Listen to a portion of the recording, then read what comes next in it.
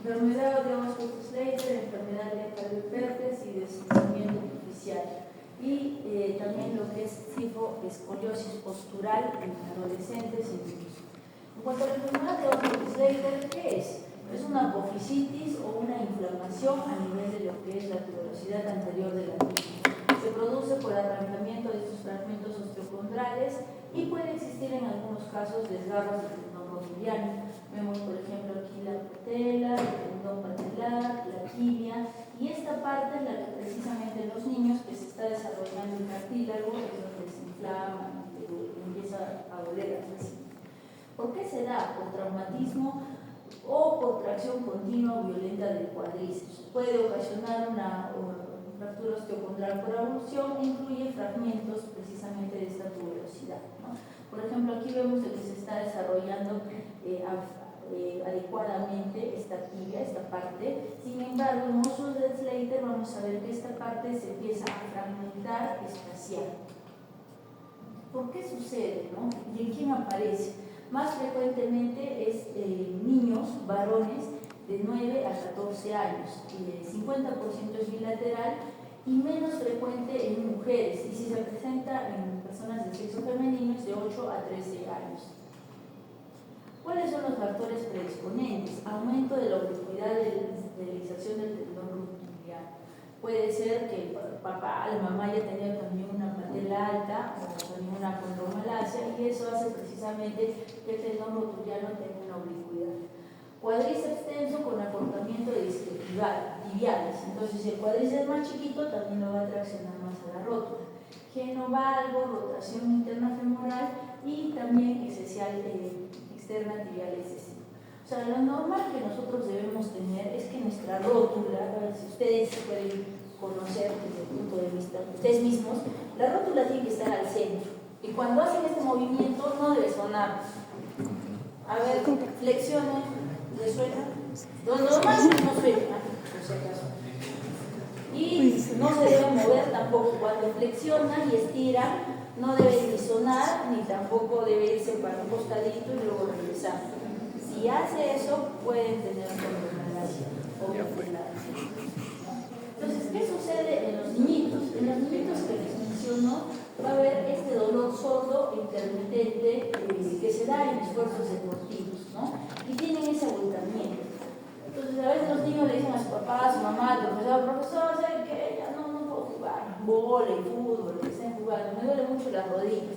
Entonces, a veces los profesores, por desconocimiento, dicen, ya no quieres hacer, estás flojo, etc. Lo sienten. Pero en realidad no es eso, en realidad es que están teniendo una apofisitis. Hay dolor a la extensión, edema de partes largas y la prominencia tuberosidad anterior de la tibia que está grave. Vemos primero en la radiografía. En la radiografía vamos a ver estos fragmentos. Si hay un desprendimiento del tendón rotuliano, podemos pedir una resonancia y vamos a ver una tendinitis rotuliana y una bursitis infrarrotuliana. ¿Con qué vamos a hacer el diagnóstico diferencial? Con un arrancamiento agudo postraumático. O sea, si el paciente efectivamente se cae, no solo por esfuerzo, o sea, se ha caído y se ha arrancado el tendón. Eso sí es un diagnóstico diferencial. Muy distinto que él esté corriendo todos los días y le doy la apoyo todos los días.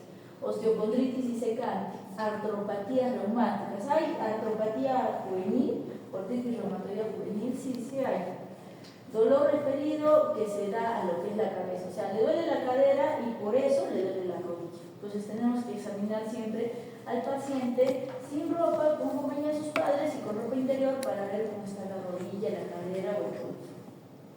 ¿Cuál es el tratamiento? Normalmente se soluciona entre 9 meses y 2 años y el tratamiento definitivo es que ellos terminan de crecer y ya no les duele. ¿Por qué? Porque hay cierre de cartílago. No hay que inyectar corticoides. Debemos limitar la actividad por 3 meses, mandar una carta a su profesor de educación física diciendo que no puede realizar actividad física, o si la realiza tiene que usar rodilleras o menisqueras para poder realizar, y apenas le duela tiene que descansar. Y los casos severos, a veces usamos una férula de 2 a 4 a 6 semanas. ¿Cuáles son las complicaciones? Riesgo de avulsión, cierre prematuro de la fisis, a veces hay artrosis de los fragmentos, hay patela alta y condromalacia, justo lo que estaba comentando hace un momento. Y los rezagos, estéticamente, y decimos, si ya no les duele nada de eso, pero los rezagos es que uno se toca la tuberosidad anterior de la tibia y va a ver de que está prominente. O sea, no debe estar tan prominente, pero si notamos ahí como si fuese un cuernito, eso es que de chiquitos han tenido enfermedad de los glúteos. La enfermedad de Lecca-Calvé-Pertes. La enfermedad de Lecca-Calvé-Pertes es una afectación de la cabeza femoral que precisamente se da en la cadera. La causa no es muy conocida, pero lo que sí se está seguro es que hay una pérdida de la esfericidad de la cabeza femoral que va progresando. Va a haber una interrupción de la irrigación sanguínea, necrosis y colapso de la estructura ósea y también vascularización y regeneración. Vamos a ver algunos factores predisponentes y cómo se llaman, ¿no? Se llama osteocondritis de forma juvenil, fosa plana, a veces se le llama, y se da con una sinovitis. Va a haber una inflamación de lo que es la cápsula articular. ¿Y cuáles son los niños susceptibles a esta patología? Otra vez los varones de 4 a 9 años que tienen baja estatura, edad ósea con retardo, que pueden tener asociada a hernia inguinal, anomalías renales. Y la teoría vascular dice de que esos pacientes posiblemente no tienen la arteria circunfleja media femoral o está ocluida y eso hace que existan algunos problemas a nivel de irrigación. También vamos a ver trastornos de coagulación, sobre todo de la proteína C y S, elevación de la lipoproteína A y trombofilia. Y el microtraumatismo, los traumatismos a repetición sobre la cabeza femoral, y es más común en niños hiperactivos. No sé si alguna vez han visto, no sé, cuando caminan en el bus o en cualquier sitio, un niño que está así corriendo y se tira de rodillas, o un niño que está en la cama saltarina todo el tiempo. ¿Qué sucede con estos niños? Como ellos no tienen conciencia de lo que es este problema o esta alteración, buscan un estímulo sensitivo motor profundo. ¿Qué significa eso? Significa de que ellos necesitan golpearse un poquito o sentir más para saber de qué están sintiendo. No sé si alguna vez les han pasado de que hay una persona que te abraza normal y tienes otro amigo o otra amiga que te abraza que te va a sacar todo el aire. Entonces ahí hay una alteración propioceptiva, no es que te quiera más, es que te quiere sentir. Entonces, lo mismo pasa con esto, ¿no? Los niños entonces necesitan sentir más su entorno porque tienen este problemita propioceptivo. O sea, inclusive cuando caminan, ellos caminan chancándose, caminan rápido, caminan chancándose porque así recién sienten. Entonces, ¿hay posibilidad de arreglar esta situación, sobre todo en niños? Sí. ¿Cómo arreglamos esta situación en niños? Con fisioterapia hacemos conciencia de la propiocepción. ¿Cómo hacemos la conciencia de la propiocepción? Niños, por si acaso, un niño, por ejemplo, lo echas al niño en la camilla y despacito, con el fisioterapeuta y la mamá, le pones una almohadita. Le pones encima después una almohadita y ahí, ¿cómo te sientes? Le dices, entonces estoy bien, y le aprietas un poquito con la almohadita. ¿Cómo te sientes? Me siento bien. Ya, vamos a jugar al gateo. Juegas al gateo, juegas al gateo, juegas al gateo. ¿Por qué? Con eso ya está sintiendo y ya va haciendo conciencia de las texturas, ¿no? De las formas, de las texturas. No, pero si tiene 4 años, ya debe saber pues las texturas. A veces no saben, entonces no saben cuánto de impulso y cuánto se pueden dañar. Por eso es que hay caídas y todo lo demás, porque ellos no se miden en esta conciencia propioceptiva. Entonces, clínicamente va a haber una discreta claudicación, inicia con una cadera dolorosa y a veces se suele ubicar en el nervio. Entonces le hacen el examen y hay que descartar hernia inguinal versus enfermedad de Lecca-Calvé-Pertes o sinovitis de cabeza femoral o de cadera. Bueno, se va a irradiar hacia el muslo y aumenta con la actividad física y disminuye con el reposo. En la exploración física vamos a ver una claudicación, disminución de la fase de apoyo, claudicación de Trendelenburg o cojera de Trendelenburg, y por inhibición de los músculos aductores puede haber una atrofia muscular, ¿no? La movilidad de cadera también va a ser muy importante ver cómo camina. Entonces va a tratar de hacer este movimiento. ¿Por qué? Porque no quiere pisar su cadera, porque cada vez que pisa le duele. Entonces, en diagnóstico de imagen vamos a pedir una radiografía primero de pelvis con caderas AP, y la verdad es que así sinceramente hay algunos traumatólogos que no van a diagnosticar siendo traumatólogos. Pero de todas formas, yo les tengo que decir, porque hay signos que son muy sutiles, pero es importante que ustedes lo conozcan, ¿no? Por ejemplo, el signo de la ceja, que está por acá, y también de la partición, la multifragmentación o el signo de la semilur. Entonces, lo normal es que la cabeza femoral tenga una forma de semiluna sin esto.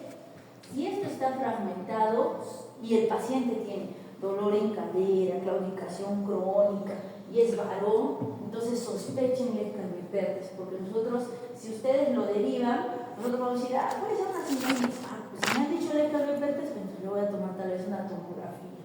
Bueno, aquí vamos a ver la disminución del tamaño, vamos a ver el ensanchamiento del cuello femoral y una fractura subcondral, que es esta de acá, ¿ya? Lo siguiente, vamos a ver el signo de Cage, subluxación y orientalización de la fisis, ¿no? Vamos a verlo como más horizontal, como que se está partiendo y se está partiendo, y eso no debería partirse. ¿Qué es lo normal? Lo normal es esta línea, nada más. Si hay más líneas acá, eso no debería existir, no debería estar. Entonces vamos a ver la clasificación de Gerling, que va a ser con la altura precisamente de los pilares, ¿no? Vamos viendo cómo se va ensanchando y se va fragmentando y precisamente se va aplanando la cadera. La ecografía nos ayuda, pero vamos a ver sinovitis. Si vemos sinovitis más la radiografía, le vamos a pedir nosotros ya en el hospital una tomografía para descartar que no tenga leccardipertes. Y en el diagnóstico diferencial vamos a ver si no hay claudicación, si hay sinovitis, procesos inflamatorios, tumorales, descartemos displasia epifisiaria y también hipotiroidismo en algunos casos. La clasificación de Stalberg, sí, repásenla ya, porque tal vez sí va a venir en su examen. Entonces la Stalberg va a ser grado 1 y grado 2, que vamos a ver la esfericidad de la cabeza. En el Stalberg 2 vamos a ver coxa magna y si hay congruencia articular. En el Stalberg 3 y 4 va a haber congruencia, pero no va a haber esfericidad. Y en el Stalberg 5 va a haber cabeza plana no adaptada y va a haber una incongruencia no esférica. Entonces, entre más congruente esté, mejor pronóstico. Vemos tratamiento, abstención, o sea, reposo. Segundo, tratamiento sintomático. Tercero, tratamiento ortésico y tratamiento del paciente. Fase inicial, analgésico, inmovilización y reposo relativo. Con pérdida de la movilidad ya vamos a pensar en inmovilizar, aparatos de yeso, también lo de la cadera, ¿no? En epifisiólisis de lo que es la cabeza femoral, vamos a ver precisamente lo que es este deslizamiento epifisial. Y se caracteriza precisamente porque la cabeza femoral se va a ir desplazando a través de lo que es el cuello. Esta enfermedad sí se asocia a complicaciones. ¿Dónde está más frecuentemente dada? Generalmente otra vez sexo masculino, 3 veces más frecuente que el femenino, da a los 13.5 años de edad en el masculino y en el sexo femenino antes de la menarquia. Y es más frecuente en el lado izquierdo. Patogénicamente, en realidad lo que no es la cabeza femoral la que se desplaza, sino que se queda en su lugar y se va desplazando la otra parte, ¿no? Entonces ven que si yo sigo con mi lapicero, ¿no? Si tengo la radiografía, yo sigo esto y aquí debería estar la cabeza femoral, pero está abajo. Entonces hay una incongruencia, hay un desplazamiento, ¿no? Entonces si hablamos de que falta aporte sanguíneo, leccardipertes. Si hablamos de desplazamiento, hablamos de epifisiólisis. ¿Cuál es la causa? La causa son factores mecánicos en algunos casos, ¿no? Por ejemplo, obesidad, reproducción, debilitamiento del anillo pélvico, problemas en el crecimiento, factores hormonales, por ejemplo, las gonadotropinas, que también hay una alteración en el cartílago de crecimiento, factores constitucionales, puede haber trastornos endocrinos, una osteodistrofia. Entonces, ¿qué signo vamos a ver presente? Vamos a ver el signo de Riemann o de Hauer, que precisamente consiste en hacer una maniobra de rotación combinada, de flexión y rotación, donde el paciente apenas se haga esa rotación, como ven en la imagen, va a presentar un dolor severo, precisamente porque está desplazada la cabeza en el cuello, femoral en la cabeza. Entonces, hay manifestaciones, hay que considerar que hay epifisiólisis crónicas cuando ya pasa más de 3 semanas, epifisiólisis agudas cuando dura menos de 3 semanas. Y la clínica, cuando se encuentra persistente pero vuelve a recrudecerse, hablamos de una epifisiólisis aguda sobre crónica. Tenemos estables y también tenemos inestables. Las estables son donde el paciente puede caminar, pero puede sentir dolor de vez en cuando y no hay riesgo de osteomicrosis. En cambio, la epifisiólisis inestable, el paciente no puede caminar ni siquiera con muletas y hay alto riesgo de osteomicrosis.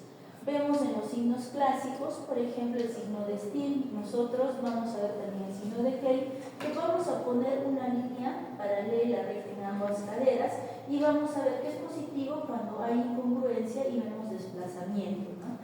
Y en el signo de Still va a haber doble densidad radiográfica y precisamente es porque se están superponiendo y se están desplazando tanto en lo que es la cabeza femoral. Vemos el ángulo de Sadwick, que es leve, de 0 a 30 grados, moderado de 30 a 60 grados y grave de 60 a 90 grados. El diagnóstico diferencial vamos a descartar si no tiene alguna fractura, si no tiene algún tumor, algún proceso infeccioso, y el diagnóstico debe ser también completo. ¿Qué quiere decir? Si bien es cierto, viene traumatología porque tiene una epifisiólisis, yo como sé que está muy asociado con un problema de hipotiroidismo o endocrino, le voy a hacer una interconsulta de endocrinología para que haga su dosaje de hormonas, también de glicemia, para ver si no tiene otra alteración. ¿Cuál es el pronóstico? Si puede deambular, pero hay dolor y va a tener un pronóstico bueno y que no se desplace en la cadera, ¿no? En cambio, si no puede deambular, hay una epifisiólisis inestable y el pronóstico es malo. ¿Cuál es la complicación? Osteomicrosis y la condrólisis, que es la muerte del cartílago. ¿Y cuáles son lo que más te dice de que ese paciente va a ir peor? El sobrepeso, sexo femenino, edades extremas y factores clínicos favorables de peor pronóstico. Entonces, si yo hablo, por ejemplo, de displasia de cadera, que hemos hablado hace un rato, ¿cuál tiene mejor pronóstico? ¿Una paciente de sexo femenino o un paciente de sexo masculino? La paciente de sexo femenino, porque así como lo hemos podido diagnosticar que es más frecuente, también tiene laxitud para volver a su lugar. En cambio el masculino no, tiene más rigidez. Y en el caso de acá de epifisiólisis, el que tiene peor pronóstico es la de sexo femenino, porque el de masculino tiene mejor pronóstico porque puede curarse más, ¿no? En el tratamiento el objetivo es evitar este desplazamiento. Puede ser estabilizándolo o también prevenir una deformidad mayor. Podemos ver si es tratamiento conservador o tratamiento quirúrgico, ¿no? Lo ingresamos al hospital, lo evaluamos, tratamos el dolor y si tenemos que frenar con métodos ortopédicos u operación, pues lo tenemos que realizar. Estos son los archivos también, los libros. Tenemos el Tajans, el Silversman, el Ramos Vertis. Y